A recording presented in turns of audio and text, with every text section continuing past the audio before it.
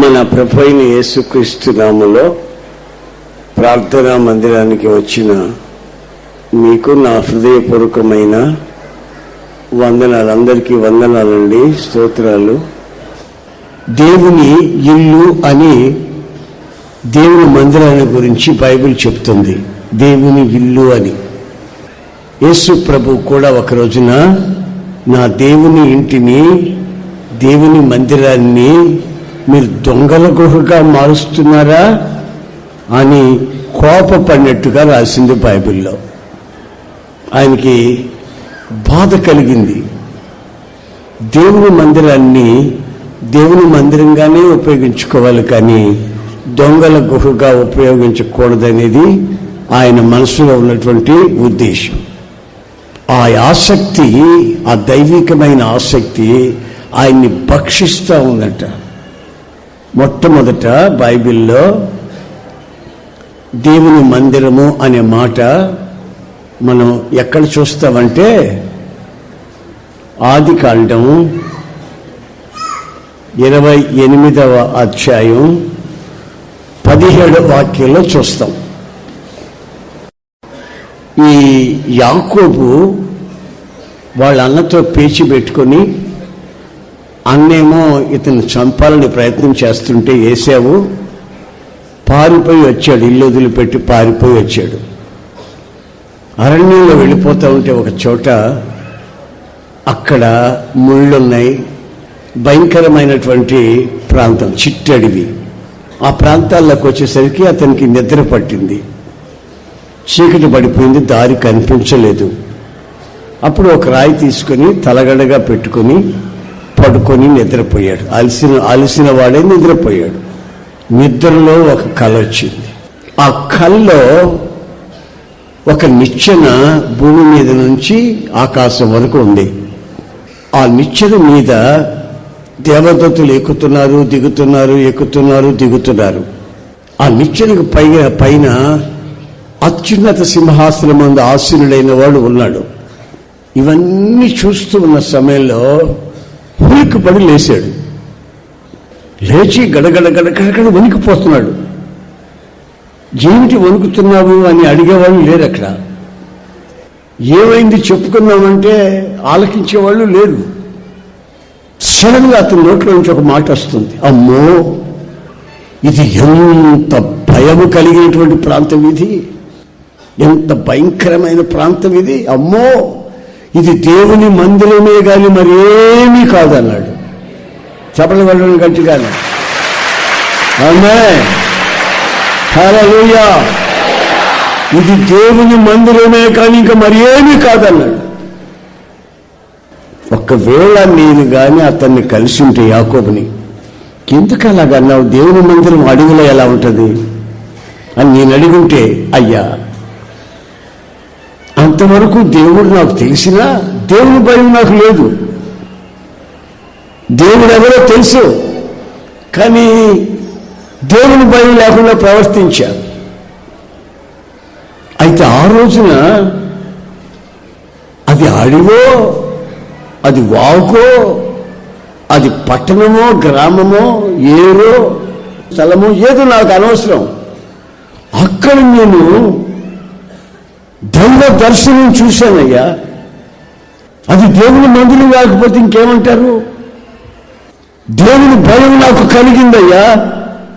మా వాళ్ళు ఎంతమంది చచ్చిపోయినా నేను ఎప్పుడు ఆడలేదు, కానీ ఆ రోజు భయంకరమైనటువంటి ఆ దర్శనం చూసిన వెంటనే భయం కలిగింది. ఆయన చెప్పకనే చెప్తున్నాడు ఒక సందేశం. ఏమిటంటే, దేవుని మందిరము అనేది ఒకటి ఉంటే ఆ చోట దైవ భయం కూడా ఉంటుంది అని అర్థం. ఏముంటుందండి? ఏముంటుంది చూసారా? దైవజనులైన పౌలు ఏమంటాడంటే, మీరు దేవుని ఆలయమై ఉన్నారని, మీరు మీ సొత్తు కాదని, యేసు రక్తం చేత కొనబడిన వారని, దేవుని ఆత్మ మీలో నివసించుచున్నారని మీరు ఎరగరా? ఎరిగి ఉండాలి. నీవు నీ సొత్తు కాదు, నీ ఇష్టానుసారంగా బ్రతికేదానికి. ఆయన రక్తం చేత కొనబడిన వ్యక్తివి. లేకపోతే ఈరోజు నీ మందిర ఆవరణలోకి రావు. ఆయన నిత్య సంకల్పం, అనాది సంకల్పం, తల్లి గర్భంలో నుంచి నిన్ను ఏర్పరచుకున్న ఏర్పాటును బట్టి ఆయన మందిర ఆవరణలోకి నేను తీసుకొచ్చాడు. తీసుకొచ్చిన నిన్ను దైవ భయము కలిగి ప్రవర్తించమంటున్నాడు. కారణం ఏంటంటే నీవే దేవుని ఆలయం. సొలొమోను రాజు ఓ పెద్ద దేవాలయం కట్టాడు. ప్రపంచానికి అంతటికీ ఆశ్చర్యం కలిగే అంత దేవాలయం కట్టాడు. దాన్ని ఇలాగే ఈరోజు మనం ప్రతిష్ఠిస్తున్నట్టుగానే దేవునికి ఆయన కూడా ప్రతిష్ఠించాడు. ఎంతో ఖర్చు పెట్టి ప్రతిష్ఠించాడు. చివరికి ఆయన ప్రార్థన చేయమన్నారు. ప్రార్థన చేస్తే ఏమంటారు తెలిసినా, అయ్యా మహామహిమ గల నీవు ఇక్కడ నివసించేదానికి ఇది ఏ పాటిదయ్యా, నీవేమిటి ఇక్కడి నుంచి నివసించడం ఏమిటయ్యా, నీవు మనుషులు కట్టిన ఆలయాల్లో నివసించమని నాకు తెలుసయ్యా, మరి ఎందుకు కట్టావు? ఎందుకు కట్టానంటే అయ్యా, ఇక్కడికి కన్యలతో కొంతమంది వస్తారు, అనారోగ్యంతో వస్తారు, కుటుంబాలు విచ్ఛిన్నమైపోయి వస్తారు, నిందలలో అవమానాల మధ్యలో నష్టపోయి జీవితం మీద విరక్తి చెంది కొంతమంది వస్తారయ్యా. అందుకని నీ కను దృష్టి ఎప్పుడు ఈ మందిరం మీద ఉంచయ్యా. వాళ్ళ కన్నీరు తొలగించయ్యా, వాళ్ళ సమస్యలు తొలగించయ్యా, వాళ్ళకి ఆరోగ్యం ప్రసాదించయ్యా, విడిపోయిన కుటుంబాలను కట్టయ్యా. నువ్వు మందిరంలోకి వస్తున్నావయ్యా, నువ్వు ఇక్కడ ఉంటావని కాదు, నీ కను దృష్టి దీని మీద ఉంచయ్యా అని ప్రార్థన చేసి కోరుకున్నాడు. మరి హస్తకృతములైన ఆలయముల్లో ఆయన ఉండకపోతే మరి ఎక్కడుంటాడు? అదే దైవజనుని పౌలు చెప్తున్నాడు, నీవు దేవుని ఆలయమై ఉన్నావు, దేవుని ఆత్మ నీలో నివసించాలి. నువ్వు మారు మనసు పొందితే పరిశుద్ధాత్ముని ద్వారా నువ్వు మారు మనసు పొందావు. తర్వాత పరిశుద్ధాత్ముడు నీతో ఉంటాడు. నువ్వు పరిశుద్ధాత్మ నింపుదల కలిగి జీవిస్తే పరిశుద్ధాత్ముడు నీలో ఉంటాడు. నీలో ఉన్న అనుభవాన్ని నువ్వు అనుభవిస్తూ ముందుకు సాగితే నీ వ్యక్తిగతంలో దైవ భయము కలుగుతుంది. నీవు దేవుని మందిరముగా తీర్చిదిద్దబడతావు. మొట్టమొదట దేవుని మందిరమని వాడిన పదంలోనే యాకోబు అంటాడు దైవ భయం. దైవ భయం లేని వాళ్ళు విచ్చలవిడిగా ప్రవర్తిస్తారు. అది చర్చి అయినా రైల్వే స్టేషన్ అయినా. నాకు ఒక పాస్టర్ గారు ఢిల్లీలో నాకు అప్పుడు వయసు సరిగ్గా 20 సంవత్సరాలు ఉంటాయేమో, 22 సంవత్సరాలు అటు ఉంటాయేమో, నాకు పెద్ద గుర్తులేదు. ఒక పెద్ద దైవజనుడు ఉంటే ఆయన కలిసేదానికి అని వెళ్ళా. నన్ను చూసి ముచ్చట పడ్డాడు. చిన్న వయసులో ప్రభు సేవ చేస్తున్నావు బాబు, మంచిది, సమస్తం వదిలిపెడిసావంట కదా, మీ వాళ్ళని మీ అన్నదమ్ముళ్ళని అందరినీ వదిలిపెడిసావంట కదా, నేను గురించి విన్నాను, నాకు చాలా సంతోషం బాబు అన్నాడు. ఏదండి దేవుని పిలుపుని బట్టి ఇలా వచ్చేసానయ్యా, ప్రార్థన చేయండి అన్నా. మీకు ఒక సలహా చెప్పాలనుకున్నాను అన్నాడు. పెద్ద ఆయనకు ఒక 40 ఏళ్ళు దేవుని సేవలో అనుభవం ఉంది. 60 ఏళ్ల వయసు ఉంటుంది, 4 పిల్లలు, మంచి కుటుంబం, భక్తిగల కుటుంబం. నాకు ఇచ్చిన సలహా ఏమిటంటే ఆయన, బాబు నీకు శోధన రాకుండా ఉండాలంటే వెంటనే పోయి పెళ్లి చేసుకోమన్నాడు. నేనన్నాను, అయ్యా దేవునితో ఒక నిర్ణయం తీసుకున్నానయ్యా, ఆయన నన్ను ఇలాగ పిలిచాడు, ఈ పిలుపును బట్టి నేను ఈ విధంగా ఉంటున్నాను, అంతేనా, అంతకు మించి పెద్ద భక్తుడిని పెద్ద త్యాగం చేశాడని కదా, ప్రభు పిలిచాడు నన్ను ఇట్లా, అందుకని నిర్ణయం తీసుకొని ఉంటున్నాను బాబు అన్నా. నువ్వు శోధనలో పడకుండా ఉండాలంటే పెద్దవాడిని చెప్తున్నాను సలహా, పెళ్లి చేసుకోపోయే అన్నాడు. అలాగే బాబు, పెద్దోడు చెప్తేనే కాదంటానా అని ఆ తర్వాత నేను ఆయన ప్రశ్న అడిగా, అయ్యా మీకు ఇప్పుడు 60 సంవత్సరాల వయసు, నీకెప్పుడైనా శోధనలు వస్తాయా? ఇట్లాంటి శోధనలు, పాడు శోధనలు అన్న వస్తాయి అన్నాడు. మరి భార్య పిల్లలు ఉన్నారు కదా, నీకు ఎట్లొచ్చిందయ్యా? నన్ను పెళ్లి చేసుకుంటే ఆ సోదరులు ఉండదన్నావు, నీకు వస్తుంది అంటున్నావుగా, ఏంటి దీని సొల్యూషన్ ఏమిటి? ఆ పెద్ద ఆయన కొంచెం బాగా ఆలోచించి నా కళ్ళు తెరిపించావురా. కామాతురతలో ఒక మనిషి పడకుండా ఉండాలంటే పెళ్లి కాదు సొల్యూషన్. ఏమిటో తెలుసా? దైవ భయం. దేవునికి స్తోత్రం కలుగునుగాక. హల్లెలూయా.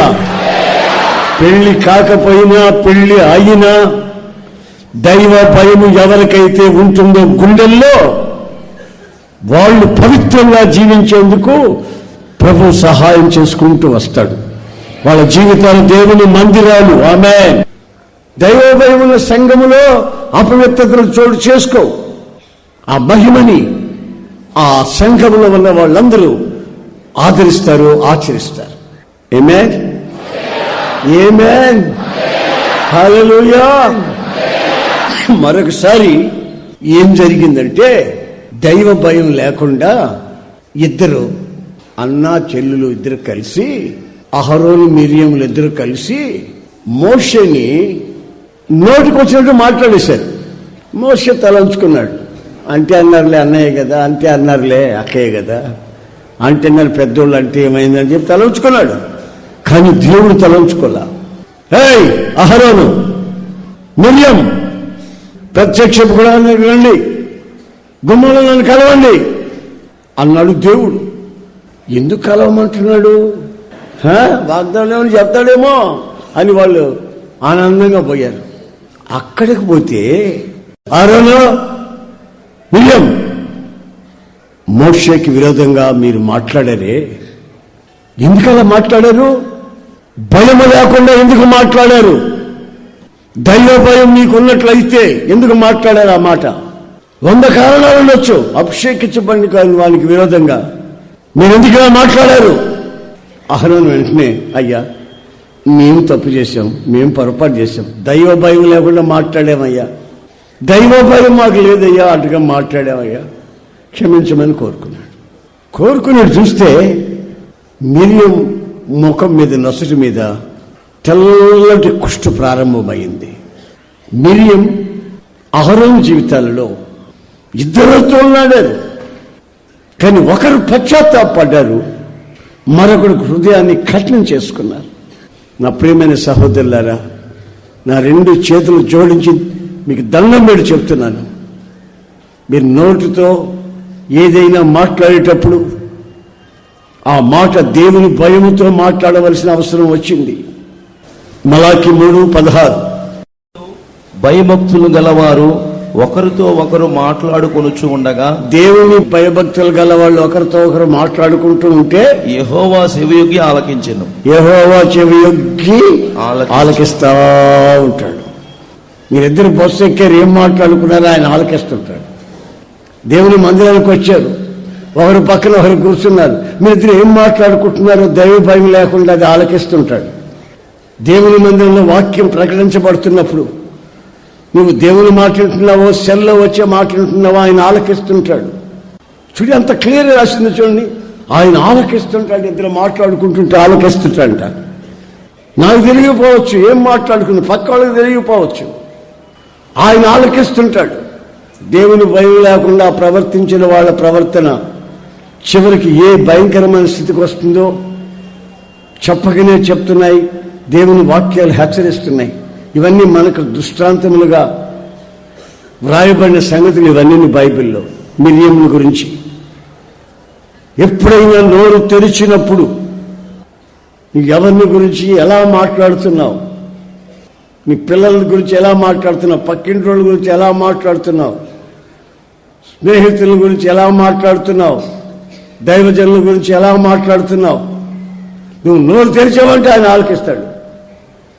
నా బిడ్డవి ఏ మంచి మాట మాట్లాడుతున్నావు అని ఆలకిస్తాడు. నువ్వు మంచి మాట మాట్లాడలేదనుకో ఏం జరుగుతుంది? చెంప పెళామంటది. ఎట్నుంచి వచ్చిందో ఆ దెబ్బ నీకు తెలీదు. పరిస్థితులు తారుమారయ్యే ప్రమాదం ఉంది.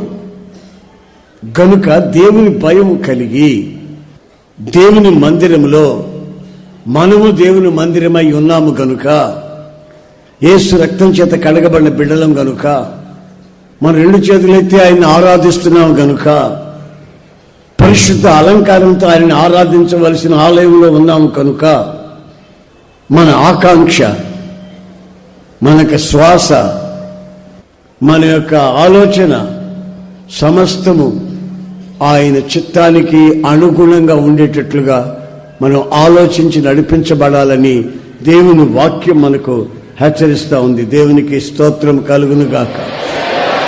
దేవుని భయము ఎందుకని దేవుడు మనలో పెడుతున్నాడు? బాగా వినండి.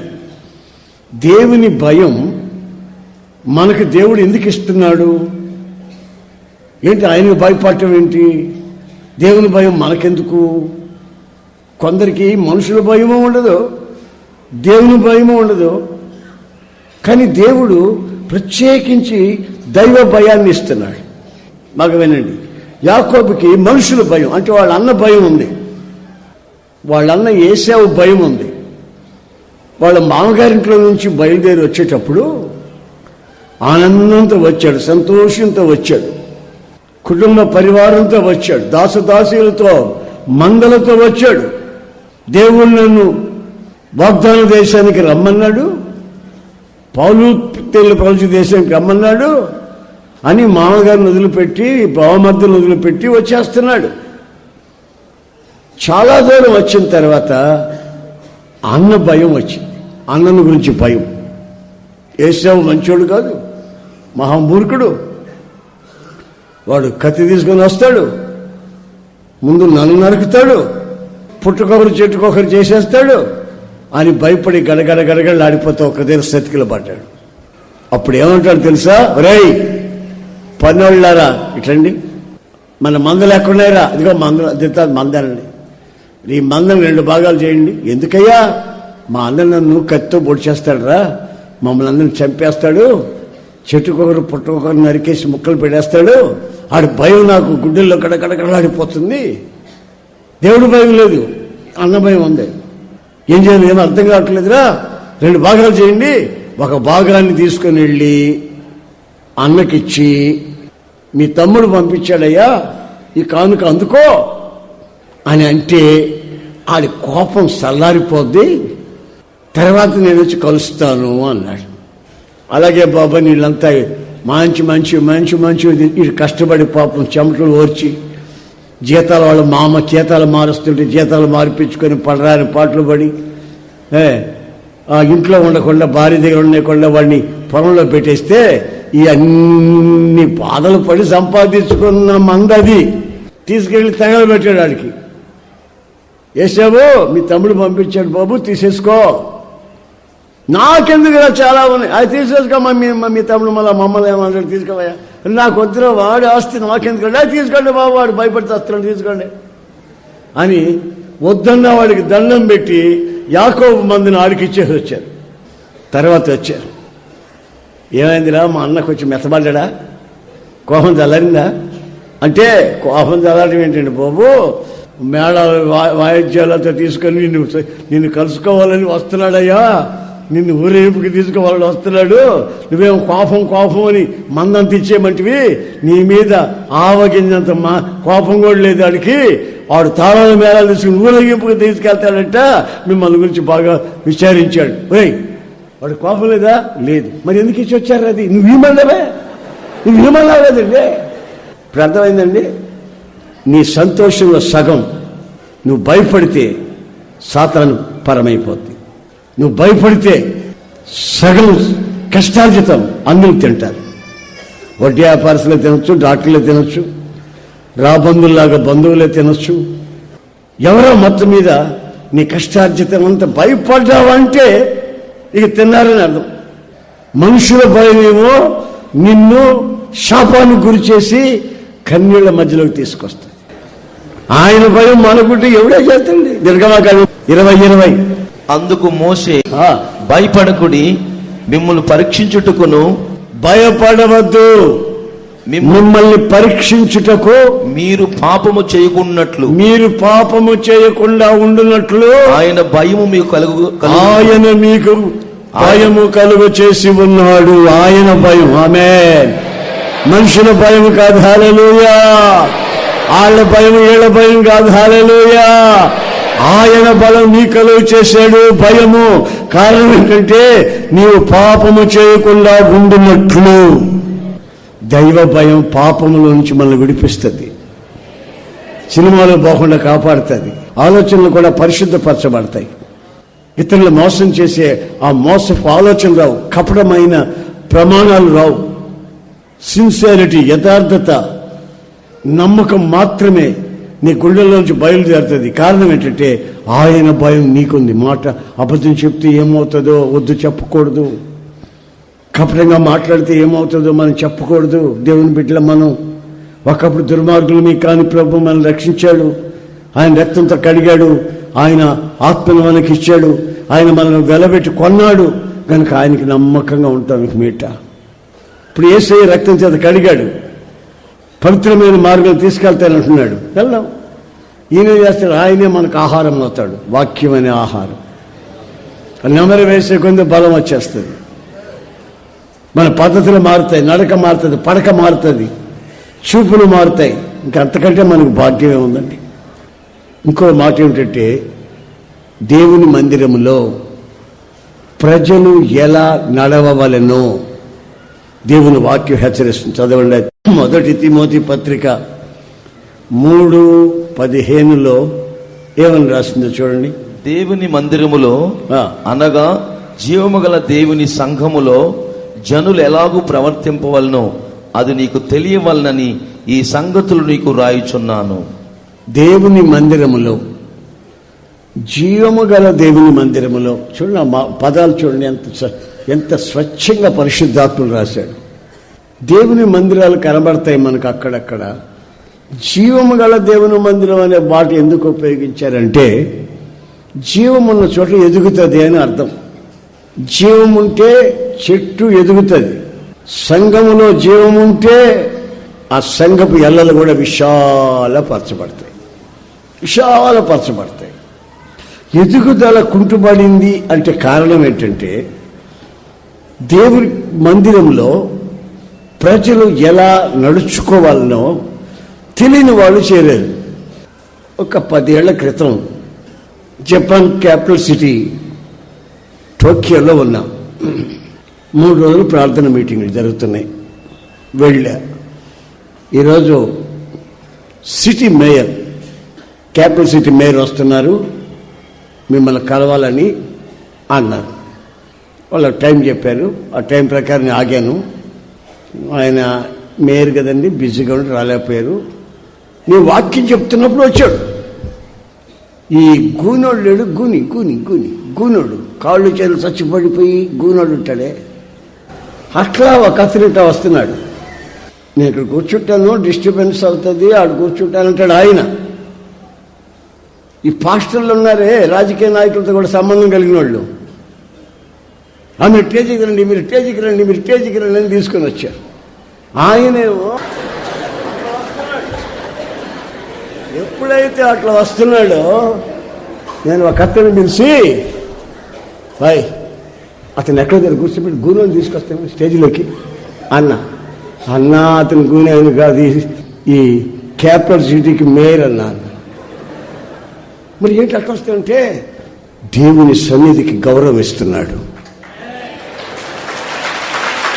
దేవుని సన్నిధికి గౌరవం ఇస్తున్నాడు అతను.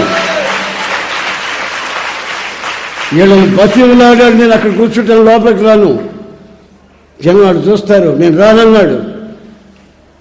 ఈ రాజకీయ నాయకులతో సంబంధం ఉండే వాళ్ళు తీసుకొచ్చారు లోపలికి వాళ్ళని, ఆయన్ని వద్దంటే కూడా వస్తున్నాడు. కానీ స్టేజ్ ఎక్కిన వెంటనే క్లాగ్ అయిపోయి సర్వశక్తిని ఆ మహిమ గల వేదిక మీద నేను ఎలా ఉండాలా?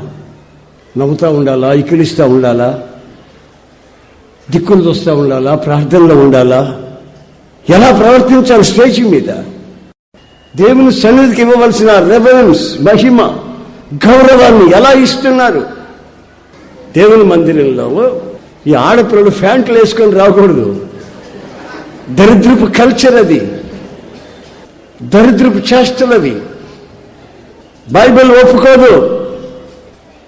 ఆడపిల్లగానే ఉండాలి, మగపిల్లడుగానే ఉండాలి. మగపిల్లాడు ఆడ డ్రెస్ వేసినా, ఆడపిల్లాడు మగ డ్రెస్ వేసినా యెహోవాకి హేయం, ఆయన నోట్లోంచి గుండు వేస్తాడు వాళ్ళ ముఖాన అని బైబిల్లో రాసి ఉంది.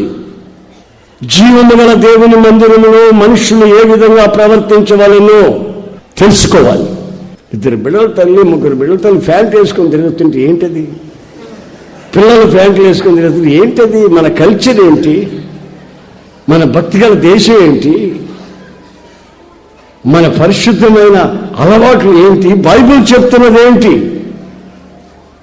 వెస్ట్రన్ కల్చర్కి మనకు సంబంధం లేదు. బైబిల్ కల్చర్ మన కల్చర్. వేదిక మీద కానివ్వండి, సంఘములో కానివ్వండి, మనుషులు ఎలా ప్రవర్తించాలి ఆలోచించండి ఒకసారి. డ్యాన్సులు అవసరమా? మేకప్లు అవసరమా? యాక్షన్స్ అవసరమా? అది ఆత్మ సంబంధమైన మందిరాల్లోకి మీరు వెళితే అక్కడ ప్రభు ఆత్మ మీకు అది బోధిస్తాడు. ఆ బోధనలు మీరు వింటే మీ తరమే కాదు, మీ తరతరాలు ఆశీర్వదించబడే అవకాశం ఉన్న సంగతి బైబిల్ చెప్తున్న సత్యం. ఇంకొక సంగతి కూడా నేను చెప్తాను. మనం ప్రార్థన చేసేటప్పుడు బాగా వినండి. ప్రార్థన చేసేటప్పుడట మనం ఎక్కడికి వెళ్ళాలి? గదిలోకి వెళ్ళి రహస్యమందు వినే దేవునితో ప్రార్థన చేయాలట. ఇప్పుడు మీరంతా వచ్చారు, ఇది పబ్లిక్ ప్రేయర్, అందరు కలిసి ప్రార్థన చేస్తున్నాం కొన్ని విషయాల కొరకు, బహిరంగ ప్రార్థనలు. కానీ యేసు ప్రభు కోరుకున్నది ఏంటంటే, మీరు ప్రార్థన చేసేటప్పుడు, ఉపవాసం ఉన్నప్పుడు మీరు మీ గదిలోకి వెళ్ళి రహస్యమందు వింటూ ఉన్నటువంటి మీ తండ్రికి మీ విన్నపాన్ని విన్నపించు అంటాడు. మనం ఇక్కడ దీర్ఘ ప్రార్థనలు చేస్తాం, కానీ ఆయన కోరుకున్నది మన పర్సనల్ ప్రేయర్, వ్యక్తిగతంగా ఆయనతో డైరెక్ట్గా మాట్లాడుకునే ఆ ప్రార్థన కోరుకుంటున్నాడు. అలా కోరుకున్నందు వల్ల ఏం జరుగుతుందంటే మనకు ప్రతిఫలం ఆయన దయచేస్తాడు. ఆమేన్, హల్లెలూయా. మనమేమో గదిలోకి వెళ్ళి ఎవరికి తెలియకుండా ప్రార్థన చేశాం. ఆయన ఇచ్చిన ప్రతిఫలం ఇప్పుడు మీరు అందరూ చూశారు. ఈ మందిరాన్ని చూసారా? ఈ మందిరం కావాలని నేను ఇంత మందిరం కావాలి, ఈ స్థలం తీసుకోవాలి, మందిరం కట్టాలని చెప్పి నేను వ్యక్తిగతంగా దేవుని సన్నిధిలో ప్రార్థన చేసుకున్నా రహస్యంగా. దానికి ప్రతిఫలం ఆయన విని ఇప్పుడు ఇచ్చాడు. ఈ ప్రతిఫలాన్ని మీరందరూ చూడగలుగుతున్నారు. చేసింది రహస్యంగా, ప్రతిఫలం అందరూ చూడగలిగింది. అలాగే మీ జీవితంలో ప్రతి ఒక్కరికి బహిరంగంగా అర్థం చేసుకునే స్థితిలో ఆయన మీ జీవితంలో ప్రతిఫలం ఇవ్వాలని కోరుకుంటున్నాడు. అందుకు మనం ఏం చేయాలంటే, మనకు సమయం ఉన్నా సమయం లేకపోయినా సమయాన్ని కేటాయించి ఆయన సన్నిధిలో మౌనముగా ప్రార్థన చేసుకోవాలి. రహస్యమందు చూస్తున్న దేవునితో సమాధానపరచబడి ఆయనకి నీ విన్నపాన్ని రహస్యంగా చెప్పాలి. అందుకని హుషారుగా ప్రార్థించి ముగించేయాలి. అప్పుడేమో గంటల తరబడి పెనుగులాడాలి, ప్రభుత్వం పోరాడాలి. అది ఇట్లాంటి ప్రతిఫలాలు మీరు చూడాలంటే, అన్నా 23 గజాల్లో ఇల్లు కట్టాలనుకో. ఎందుకు 23 గజాలు కట్టాలి? ప్రార్థన చేసి చూడు. దేవుడు విశాలపరచకపోతే నన్ను అడుగు. దేవునికి స్తోత్రం, ప్రైజ్ ది లార్డ్, హల్లెలూయా. 23 గజాల్లో ఏ ఇల్లు వస్తుంది? నువ్వు పిల్లగల దానివి, పిల్లగలవాడు ఎక్కడుంటావు? ప్రార్థన చేసి చూడు. దేవుడు అనుకూలపరచకపోతే నన్ను అడగవచ్చు. సవాలుగా చెప్తున్నాను నేను. మీ సమస్య ఏదైనా సరే రహస్యమందు వినే నీ తండ్రికి సంగతులు చెప్తే ఆయన నిన్ను ఆశీర్వదించి అనేకులకు తెలిసే ఒక గొప్ప ఆశీర్వాదాన్ని నీకు ప్రసాదించుటకు ఆయన సిద్ధంగా ఉన్నాడు. ఆమేన్, ప్రైజ్ ది లార్డ్. ఆయన సన్నిధిలో క్రమంగా నడుచుకోండి, దేవుని భయం కలిగి ప్రవర్తించమని ఈ నూతన మందిరంలో దేవుని వాత్సల్యాన్ని బట్టి మీకు దండం పెట్టి చెప్తున్నాను. ఈ సంవత్సరం మనకు ఆశీర్వాదకరమైన సంవత్సరం.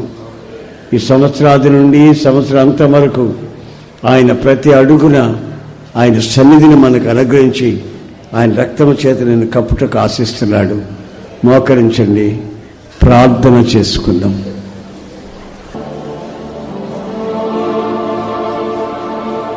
ఎవరు కళ్ళు తెరవబాకండి, దేవుని భయంతో ఉండండి.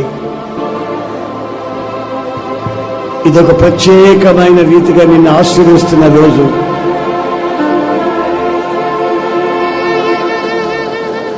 జీసస్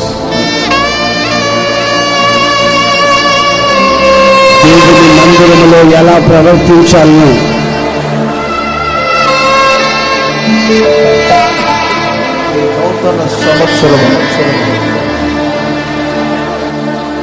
ఈ నూతన సంవత్సరములో అనేకమైన ఆశీర్వాదాలు పొందాలని కోరుకొని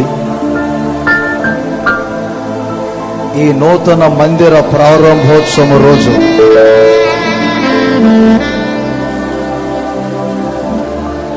ఆయన మీతో మాట్లాడినటువంటి సమయం,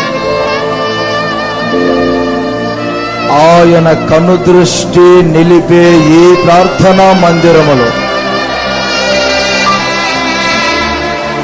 ఈ సంవత్సరమంతా సుఖ జీవముతో గడుచు సంవత్సరముగా మార్చుకునేటట్లుగా ఇప్పటి వరకు మనుషుల భయము కలిగి నేను జీవించానయ్యా. మనస్సు చెరపబడింది, శరీరాలు అపవిత్రపరచబడినవి, కుటుంబాలు ఇప్పటికే పాడైన పరిస్థితులు. ఇక మీ భయము కలిగి నేను పాపము చేయకుండా నన్ను నేను జాగ్రత్త పరుచుకునేటట్లుగా చేతుల పైకెత్తి అందరూ మీ భయము కలిగి నేను జీవిస్తాను. నా నోట వచ్చే ప్రతి మాటను మీరు చెవియొగ్గి ఆలకించుచున్నారని మీ మందిరములో నేను నమ్మకముగా జీవిస్తానయ్యా. ఇది జీవము కలిగిన దేవుని మందిరమని, ఈ మందిరములో నా ప్రవర్తన నేను సరిచేసుకొని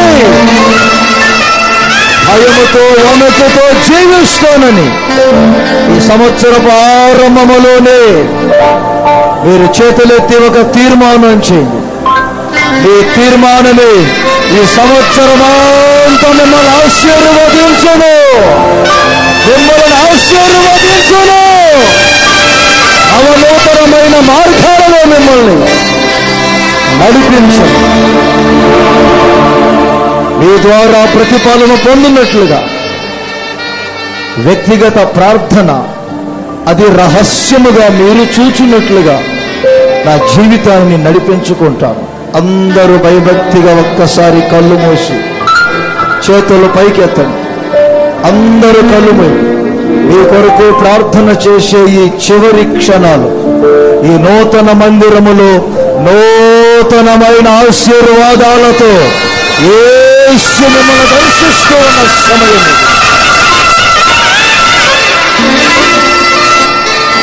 ప్రార్థన.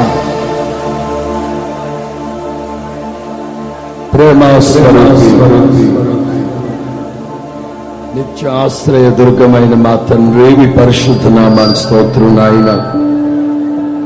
కొన్ని సంవత్సరాలుగా నా తండ్రి ఈ ప్రాంతంలో ఇలాంటి ఒక మందిరం కావాలని మీ దాసులు రహస్యమందు ప్రార్థించగా నా తండ్రి బాహాటముగా మీరు అనుగ్రహించిన ఈ మహిమని కన్నులారా చూచి మిమ్మల్ని స్తుతించేటట్లు మెరిచిన భాగ్యము కొరకై స్తోత్రం, స్తోత్రం, స్తోత్రం, స్తోత్రం. నిశ్చయముగా నా తండ్రి యాకోబు నాయన ఇది దేవుని మందిరము తప్ప మరొకటి కాదన్నట్లుగా నా తండ్రి ప్రార్థనా మందిరాన్ని సమస్త జనులకు జాతులకు నా తండ్రి మీరు ప్రార్థనా మందిరముగా తీర్చిదిద్దినందుకు స్తోత్రం చెల్లిస్తున్నావు నాయన. నా తండ్రి విశ్వాసములో నిరీక్షణ ఉత్సాహాన్ని తుదమట్టుకు చేపట్టిన ఎడల మేమే మీ మందిరమని మీరు సెలవిచ్చారు. నా తండ్రి, జీవము గల మీ మందిరములో జనులు ఎలా ప్రవర్తించాలో ఒక్కొక్క విషయాన్ని మీరు విడమరిచి ప్రజలతో ముచ్చటించిన వాక్కుల కొరకై స్తోత్రం స్తోత్రం స్తోత్రం స్తోత్రం స్తోత్రం. ఏ ఒక్కరూ మీ మాటలు పెరచమని పట్టకుండా శిరసావహించి ఆ దిశగా నడిపించబడేటట్లు పరిపూర్ణమైన మీ ఆలోచనని మీరు అనుగ్రహించినందుకు స్తోత్రాలు చెల్లిస్తున్నాము నా తండ్రి, స్తోత్రాలు చెల్లిస్తున్నావు నాయన.